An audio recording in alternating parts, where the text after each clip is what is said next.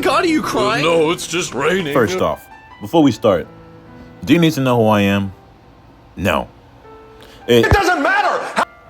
But what does matter is that I'm rooting for DC. I love the Superman movie that came out. It was a great movie. Well, not great, but it was a good movie. I liked it. Before I even came to the movie theater, I was actually rooting for Lex Luthor. Because I'm not really a Superman fan. But Mr. Terrific killed the show. And I was surprised. Like, I didn't know too much about him. Like, I've seen him before, but I didn't really know that much about the character. I just want to get this out of the picture. Because I want to make sure that you guys know that I'm not one of them people telling you, oh, restore the Snyderverse, restore the Snyderverse. That ain't me, man. That's not me. So I'm going to go ahead and tell you why the Batman is overrated. The first thing I want to talk about is his body. No. Hold on. Hear me out. What I'm trying to say is that Batman, at his core, is a superhero. So even looking at someone like Rambo, or matter of fact, let's just go ahead and jump into Rocky. When you watch, the training montage and all that, it inspires you. It makes you want to go ahead and lift heavy. I remember watching Batman Begins, and he would just go ahead and, what's that one scene where he goes ahead and start doing the push-ups? As a kid, I saw him doing push-ups like that. That's how I started doing my push-ups every single time, because it's inspiring. You're like, wow, I want to be like you. Or even when we look at videos like, at least for me, when I look at a Ronnie Coleman, workout video, it inspires me and makes me want to go ahead and lift heavy. And this is where you're probably going to tell me, well, but hold on, this is a realistic Batman, so it's okay for him to look like that. This is the same Batman that took bullets, I don't know how many, but he took him like he was Superman. Mind you, he took a bomb to the face. I don't care that he covered his face. But then we go ahead and say, well, this is also year 2 Batman. I'm fully aware this is year 2 Batman. But we've seen what year 1 Batman already looks like. I mean, have you seen this? I'm not ready. I have the means, the skill.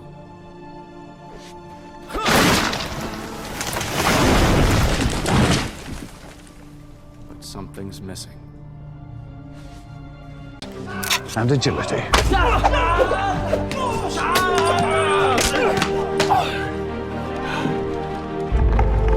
But then now, what's the excuse?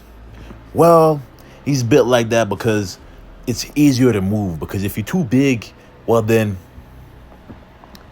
it's harder to move.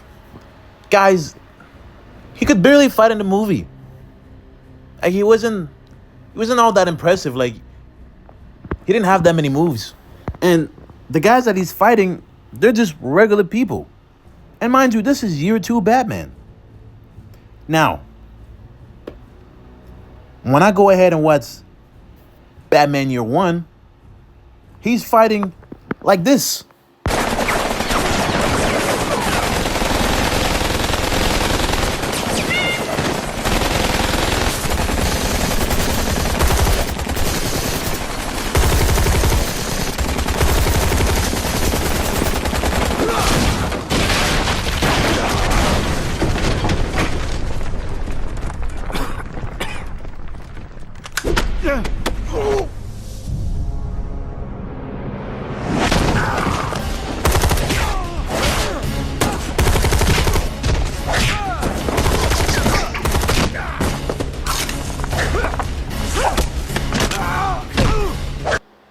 Now, mind you, this is at the point where Batman's already injured. He has no weapons. I know how the fights end. Yes, I know technically he's surrounded and then the Bats goes ahead and basically save him. But these are police officers, highly trained police officers. And he's dealing with them like this. Now, Another example of this would be like, well, if you look at The Dark Knight, oh, he was doing the same thing. Well, I know what you guys are gonna say, like, well, the fight scene was terrible. He didn't know. Like, look, the fight itself, right? It's for the audience. It was just the director telling you, hey, bro, they're fighting. That's all you need to know. But yes, Batman can take multiple foes. I just want you to pay attention to my story first. I mean, look at this. And this is, again, Batman, taking down guys that are highly trained, I mean, these are police officers. They're not regular guys that just picked up a gun just because they felt like it today. He's taking them down. Yes, the fight scene might not be like, that good. But again, by the way, this is also year 2. So this is Batman in his second year, being able to do all this. You know what I mean? And he's moving quick.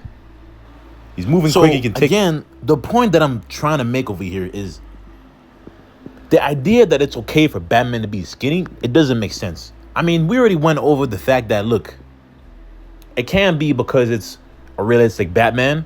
I mean, he was, taking bullets. He took a bomb to the face. Oh, we're going to get to that again a lot. But, he's doing all this. And it's not because to move quickly, because he's moving pretty slow. Again, he's in year 2. So that's my point of me saying, like, what's the point? Why is he skinny? I want to look at Batman and be like, wow, man, I got to go get to the gym. That's the point that I'm trying to get at. We're going back again, and I'm trying to say that, look, man, Batman should be inspirational. You look at him and you're like, yeah, bro. Let's go to the gym. Now, the second part, probably my favorite part to talk about, is his personality and how he's practically emo. He's like an emo Batman, And that's just not the way I've ever seen Batman as a emo guy. When I think of someone who's emo, I'm thinking someone like Raven. I mean, she's emo. So that's just how she is, and that's how she's always been portrayed. But that's never how I've seen Batman, no matter what year he is in. Now, although it is true, himself, he'll tell you that, he's not I'm not really a people person. or he'll just have moments like this.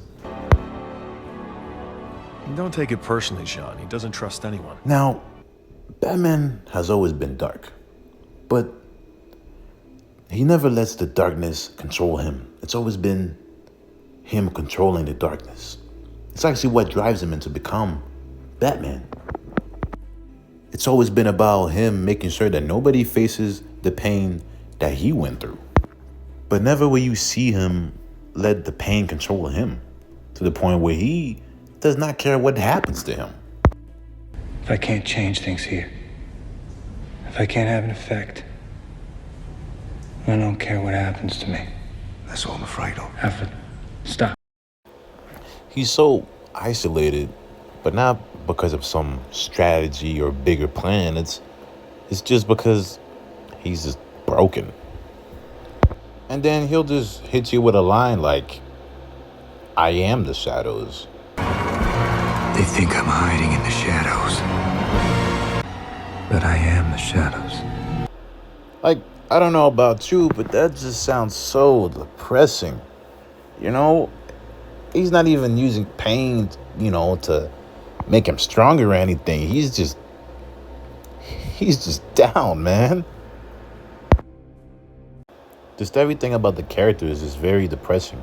It doesn't really give you that vibe that, oh, this guy is very disciplined, I mean, even watching the scene specifically, you see that, he just hits you with the line of, I'm vengeance. I mean, a line like that, especially with the way that he is played of this very, emo guy. I remember watching this movie with my girl, and even she was confused. She even says, wait a minute. But I thought his line was, Remember, Robin, justice. Not vengeance. and even if we look at someone like Christian Bale, who played Batman, I mean, again, We look at Batman Begins. That's also Batman Year One. With all that, why wasn't he acting the same way? You know, like he still had all that pain that he went through. They're literally the same character, you know, literally the same character, but he doesn't turn out emo. Because Batman has always been known to be disciplined. He's the most disciplined character out there. You know, he goes ahead and pushes himself to the limits. This is all before he ever even becomes Batman. He wants to be the best at everything that he can possibly be. He's supposed to be peak human at everything. At every single category, that's what he's supposed to be good at. He forces himself to be good at everything. Never does he ever let himself, let the darkness control him to the point where he doesn't care what happens to him. Why would he not care what happens to him? That doesn't make any sense. He's supposed to help people, Batman's not supposed to be relatable. He's supposed to be inspirational. That's what he is. Batman is the type of character that you wish you could be because he is so inspirational. He's not relatable. If you want someone relatable, you look at someone like Spider-Man. Because Spider-Man is the type of character that is supposed to be the relatable one. That's the guy that you want to look at and be, relatable. But that's not Batman. Batman is the guy that you look at and you wish you could be. Batman is not emo. He's not relatable. He's supposed to be like the James Bond of superheroes. What happened to you, Bruce? You were the James Bond of superheroes. And like James Bond, he's the guy with all the cool toys, all the cool cars, all the special gadgets. He's the guy that gets all the girls. I mean, that's what Batman is, He's a guy that's so cool, he's like the James Bond of superheroes. But of course, Batman is more than just the James Bond of superheroes. He is a detective first. That's what he is. He's a detective first, James Bond second. But never would I ever look at Batman and be like, okay, what if Batman was Kurt Cobain? Come on, man. That's not Batman.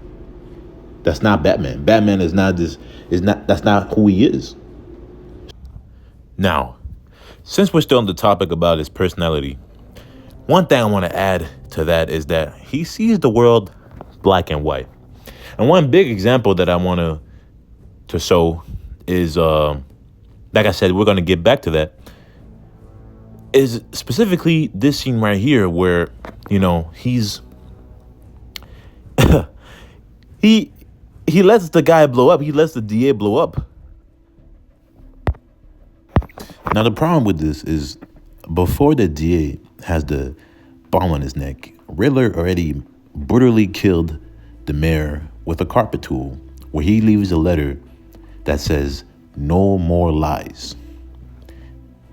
And then right after that, the commissioner gets killed off.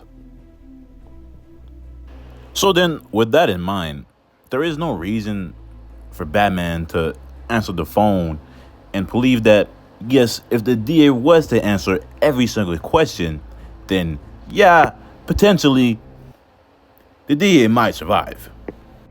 So then Batman should already know that Riddler isn't here to negotiate at all. He's here trying to prove a point. The first thing Batman should have done was trying to find a way to defuse the bomb instead of just believing that there is maybe a possible chance that, yeah, if the guy answers all the question, he might live. No, Batman should have gone ahead and tried to find a way on how to disarm the bomb. But this Batman is full-on bomb-proof. So he kind of came here knowing that, yeah, he will survive, but not the DA. And then the next thing that Batman does after he wakes up at the police station and escapes, he decides that now they need to find who the rat is. Like this is a treasure hunt. Why are you doing this? Someone just died in front of you. Does that not faze you?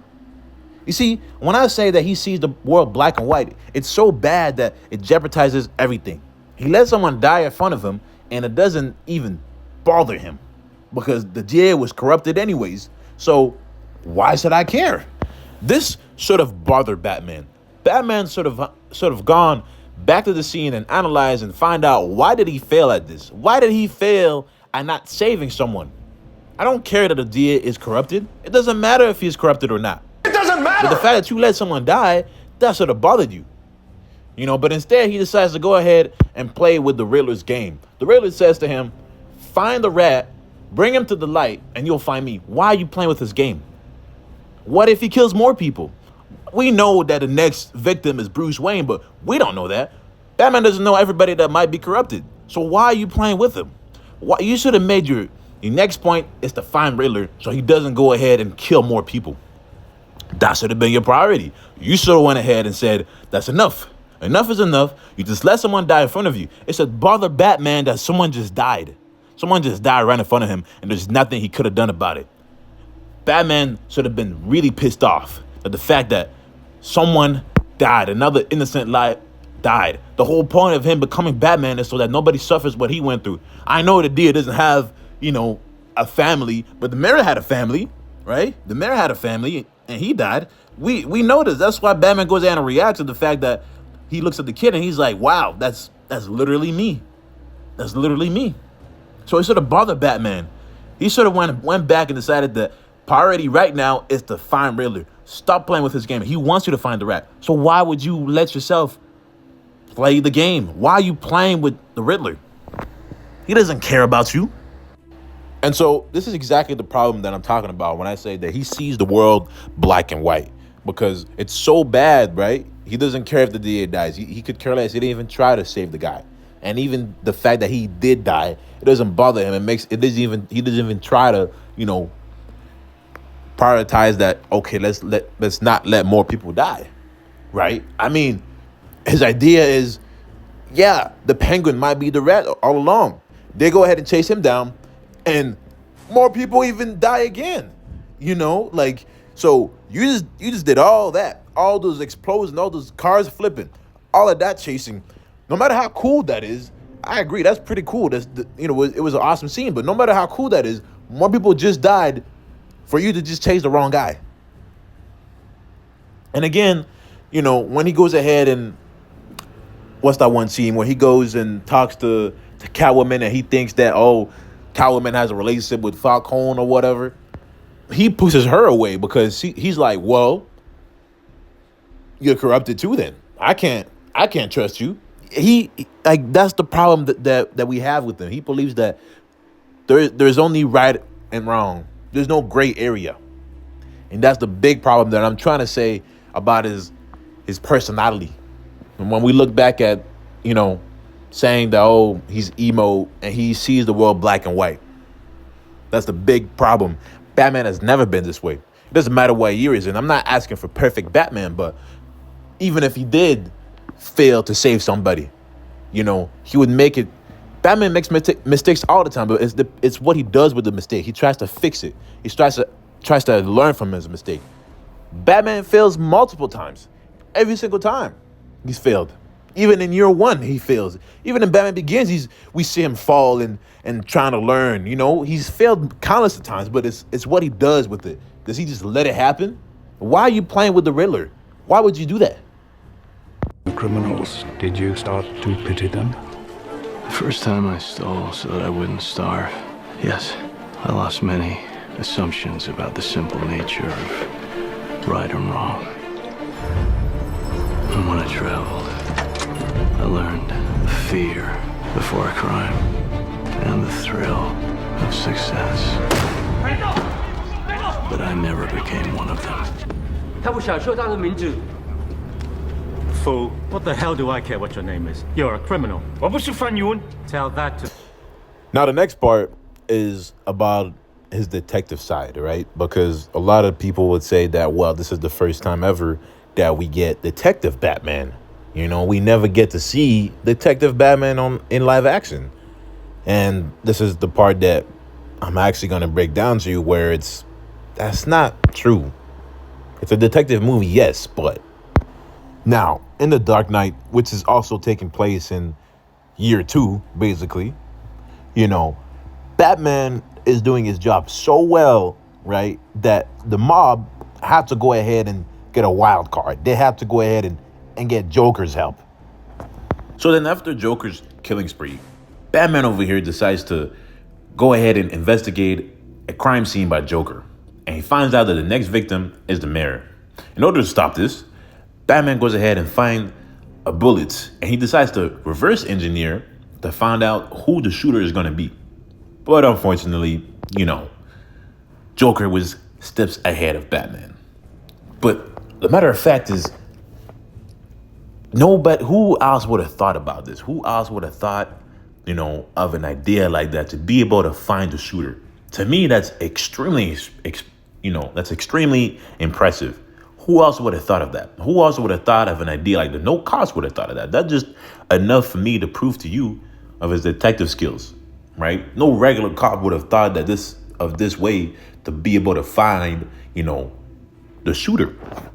But when we look at the Batman, nobody's saying that he's not a smart guy. It's extremely impressive that he's able to build all his tech by himself, build a car, everything by himself. It's really impressive, right? And the fact that he was able to also know that the victim's thumb was cut off before he died, that's impressive, right? But what you got to understand is this, right? Everything was handed to him. The Riddler was giving him all the clues. He was giving him all the clues to find out, whatever he needed to find out. In The Dark Knight, Joker wasn't playing fair. Joker was not giving Batman no clues at all.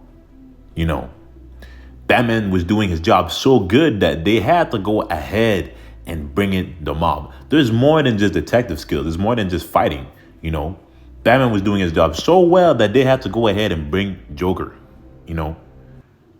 That's how much fear that he brought to the city. In the Batman, he's not that feared, They even ask him, who are you supposed to be? Are you telling me after 2 years you still don't know who he is? Even Penguin goes ahead and he's not even afraid of him. I know we're specifically talking about just his detective skill, right? But look, the stuff that he does in the movie, he's a detective, okay? I'm not saying he's not a detective, but it's not as impressive. His detective skill is just as good as a regular detective. But the Batman in The Dark Knight, it's not just that, because who else would have thought of that idea? You can't go ahead and bring up a cop and say, do this exact same thing. Do this to find out who the next shooter is. You can't just do that. And that's the point that I'm trying to make. Everybody wants to talk about how this movie is the first detective. Yes, it's a detective-focused movie, right? Batman's more than a detective. Yes, you have to show that he's a detective and he can do all this, but there's more to it. Even in The Dark Knight, he's a detective. He's doing this stuff right here. It's literally right there. He's showing you how smart he is already. So that's the point I'm trying to make. Is he really that good of a detective? No. The Riddler's giving him everything. I mean, he failed. I know in both movies they failed, but he failed over here too. It got so bad to the point where he didn't even know Spanish, and he doesn't even know what a carpet tool is. I mean, even when I was watching the movie, I knew what that was. He said, this is my last clue. No, that's not what we said, but he said something about like, this is, the final clue, or he's trying to say that, hey, check this out. To me, in my mind, if I was playing a video game, I would have put detective mode on, because I already knew that's a carpet tool. That means I have to use the carpet tool for something. I have to open something. I know this because, I've worked in construction. So, I've done carpet work. I've done all those type of stuff. So for me, that's easy. I would assume even The Dark Knight, Kristen Bell, Batman would have figured it out because, again, he did this type of stuff. He's been outside the world. He knows more than just, So I'm just saying he's smart, but detective-wise, it's not better than a regular detective. And this is where you guys will go ahead and tell me like, oh, you didn't watch the full movie. Guys, I did. What does he say at the end? Vengeance won't change the past or anyone else's. That means he needs to be hope. That doesn't mean anything. All he's really saying is, oh, if I keep calling myself vengeance, criminals will just copy me. Maybe that's bad for regular people or something like that. But that's not him saying that, oh, I need to value human life now. I won't let people die anymore. I understand nuance. I need new training. I should upgrade myself. I shouldn't chase the wrong guy again. I shouldn't see the world black and white. All he's really saying is I need to inspire the citizens and not scare them. That's only one aspect of Batman's code. That's not the whole thing. Because all the flaws that he had nothing to do with himself, with him calling himself vengeance, right? Letting the DA die, that's nothing with vengeance. That's just moral failure and tactical failure. Chasing the wrong guy, that's not vengeance. That's just tunnel vision. You know, him trying to solve the rat case, that's not vengeance. That's just bad detective reasoning. And him seeing the world black and white, again, that's not vengeance. That's just personal ideology within the character. That's all. And then here in the Penguin show, Batman is nowhere to be found. You know, you might as well believe he just, left the city. But look, I know the show is called The Penguin. I'm not asking to see Batman. I'm not asking that. But the criminals over here, they do whatever they want to do, and they're not afraid. Like we've seen in, the Dark Knight, the first night you see in the movie, criminals are scared. Criminals are scared to do anything, right? They have to double think everything they do because there's someone out there that, goes and gets criminals.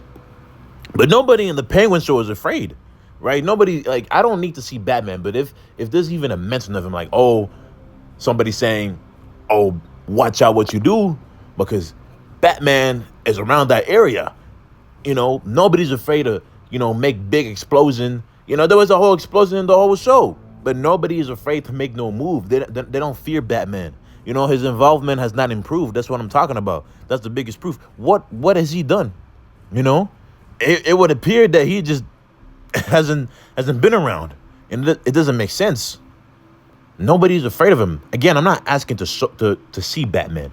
All you got to do is just would have, said, oh, the criminals are, are being careful. They have to, be careful what they do because you don't want to get Batman's attention. You can do that without showing Batman. But at the end of the day, it really doesn't matter none of this, because it doesn't matter all the points that I bring up. What you guys are doing is called coping. It's the same argument about who is better between LeBron or Jordan. Even if LeBron was to win 6 rings, the old head, no matter what happens, is still going to tell you that Jordan is better.